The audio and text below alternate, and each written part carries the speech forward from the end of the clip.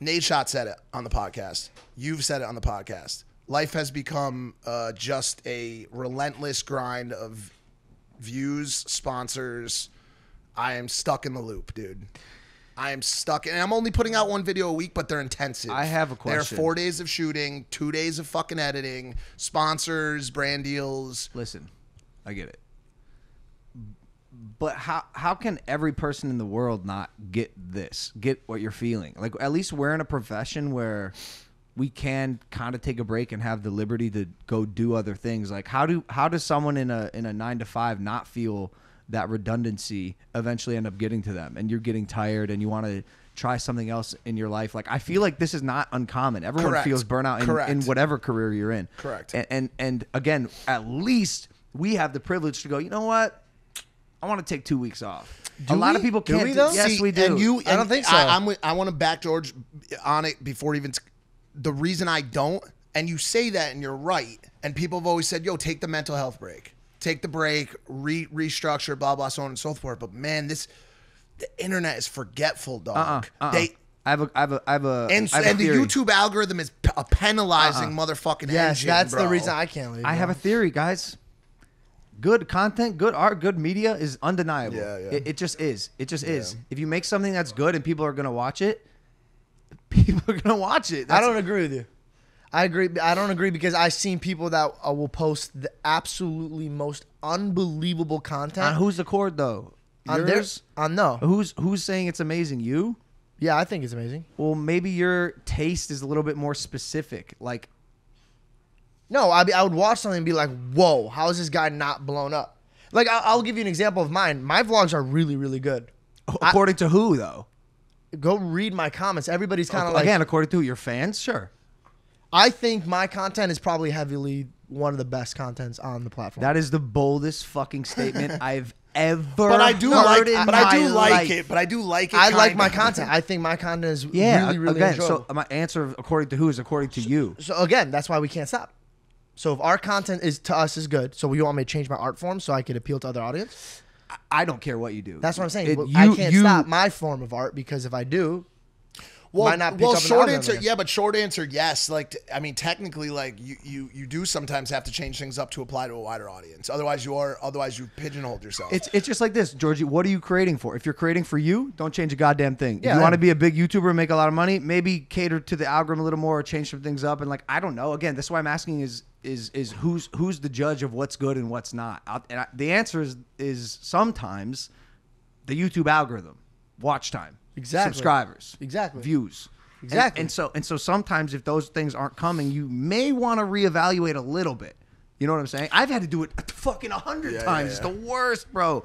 Trying to like game the system and figure out what's working and what's not and why. And like Hayden, my editor, went. I think he did a TED talk recently, or he spoke at a Web Summit or something. And it's fun. It's been so cool to like grow up with Hayden, and we've both learned so much as from the creator mindset, both behind and in front of the camera. And he made a speech where basically he outlined that creators now are chasing algorithmic metrics, watch time, audience retention, CTR, click-through rate, right? Yep. And so these like artificial, that's the thing, they're not artificial, but I don't know if they're the best metrics to be chasing when you're talking about like art and storytelling. Well, and his argument was that the art of good media and good stories is being lost to analytics, which kind of fucking sucks and is kind of true, and is why personally, dude, I do not consume fellow creator content. Not one person, dude, because they're just chasing. You watch the night shift because you have to. Because you have to.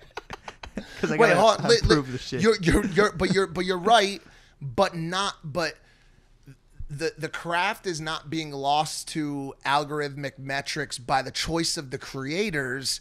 It is a game that must be played, and I'm in between the two of you a little bit. Where yes, good art speaks for itself, but if you have an algorithm and a platform and a culture that shuns the idea of breaks and lowers the engagement of your audience, then you have to feed into that machine, and that's a sad truth. And honestly, like, I will speak for myself, and I'm not talking about what the audience thinks or what anybody else thinks. I personally believe that my content right now is the best that it's ever been. It's super engaging, super fun, and it's because of this travel and lifestyle direction that I've taken it. I'm in a new city every week. I'm with new people, new food, other collaborators, creators. I've got every different angle covered, and it's performing incredibly well, and the sponsors are paying a metric shit ton of money.